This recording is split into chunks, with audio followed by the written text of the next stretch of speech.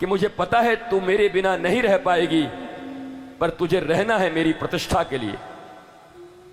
तेरे द्वार पर एक दिन राम आएंगे और मतंग के ऊपर जो जो आरोप लगे हैं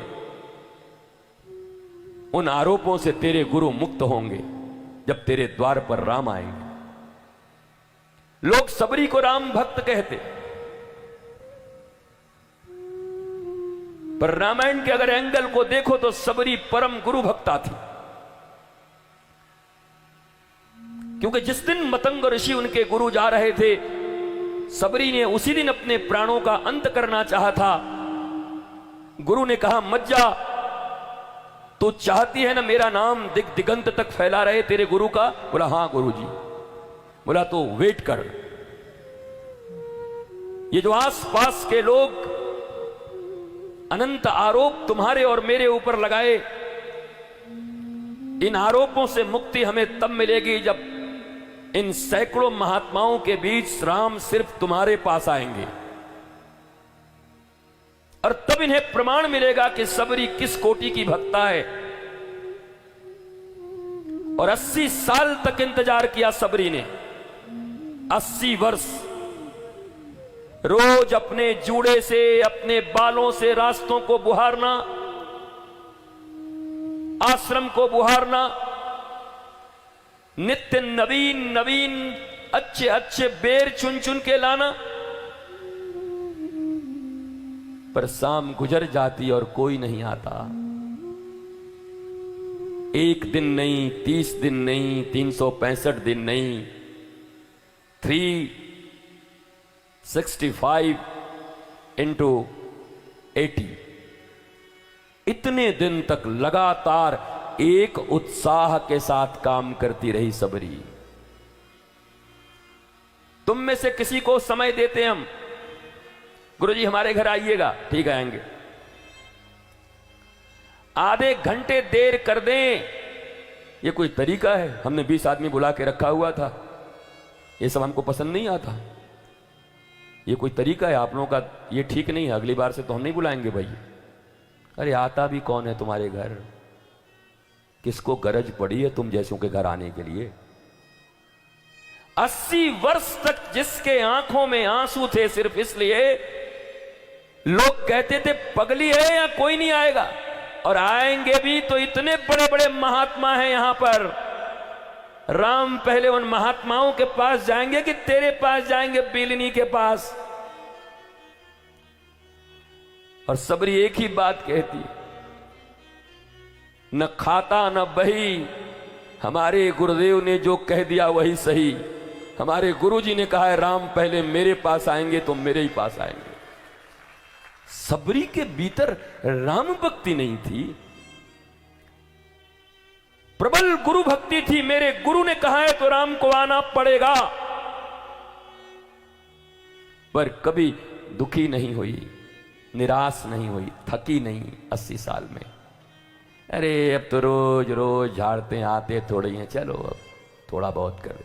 उसी उत्साह के साथ जैसा पहले दिन की थी, जब तक राम नहीं आए उसी उत्साह के साथ, और बल्कि अगले दिन और उत्साह बढ़ जाता कि कल तक नहीं आए थे, कल तो पक्का आएंगे, इसलिए आज तैयारी पक्की होनी चाहिए।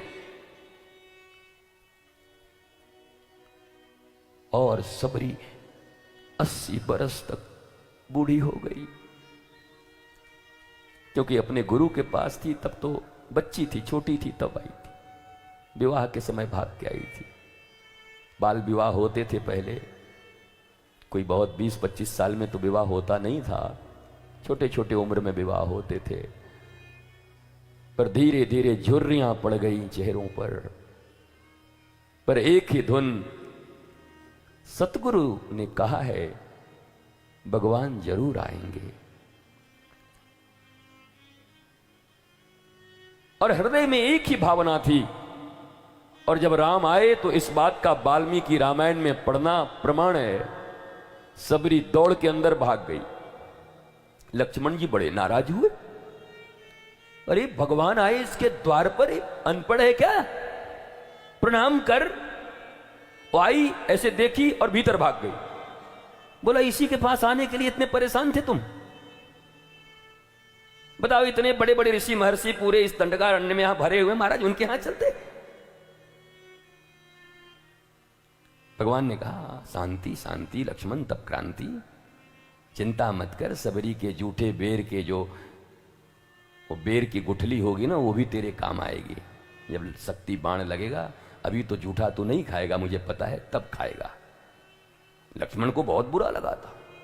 भगवान होके पुरुष सप्त से करके बड़े बड़े विप्र आपको भोग लगाते, जूठा खाओगे? और भगवान ने तो बस सदा एक ही बात कही है, सुनहु भामिनी मोर एक ही बाता, मानहु एक भगति करनाता।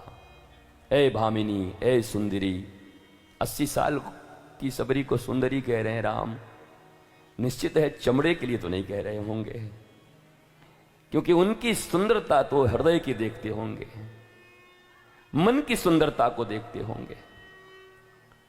हमने एक बहुत अच्छी पुस्तक लिखी, सुंदरकांड, मन का ब्यूटी पार्लर। आप भी मंगाना, आपके जीवन में बहुत परिवर्तन करेगा वो अमेज़न या कहां कहां मिलता होगा, वो बता देंगे सब। आप खुद मंगवा लेना और पढ़ना उसको, तुम्हारी जिंदगी के प्रति धारणा बदल जाएगी। जामवंत के वचन सुहाए सुने हनुमंत कही, तो ये सुंदरकांड जो रट रट के बड़े हुए हो ना, एक्चुअली सुंदरकांड है क्या हमारे जीवन में, और सुंदरकांड का क्या प्रभाव होगा हमारे जीवन में, और हनुमान जी ने कैसे कैसे भगवान की बातों को, हमारे जीवन से लगने वाले नियमों को छुआ है, वो सारे सूत्र तुम्हें मिल जाएंगे। दौड़ के गई सबरी,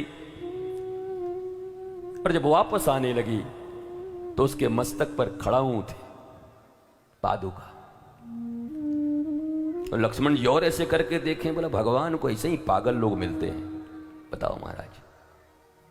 वो आई, भगवान राम के सामने पादुका को स्थापित की, पादुका को प्रणाम किया गुरु को, और कहा गुरुदेव पहला दर्शन आप प्राप्त करो, आपके राम आए हैं, आपके राम हैं तो भी सबरी के राम हैं। और जब देखा राम जी ने ऐसे करके, बोला तू इतने वर्षों से, कहते हैं सबरी का जब शरीर छूट रहा था ना, तो भगवान से पूछा सबरी ने, ठाकुर तुम कैसे आ गए? हमारी तो कोई तुम्हारे प्रति बहुत भक्ति थी नहीं, हम तो सहजों की तरह गुरु के बस बंदे हैं, गुरु के प्रति हमारा लगाव था, तुम आ कैसे गए? तो भगवान ने कहा है, सबरी तेरी दृढ़ गुरु भक्ति को देख करके राम तुम्हारे द्वार पर आकर जूठे बेर खा के जा रहे हैं। इतनी निष्ठा मैंने आज तक कहीं नहीं देखी, गुरु निष्ठा। तुम्हारी गुरु निष्ठा से ही प्रसन्न हो गया है।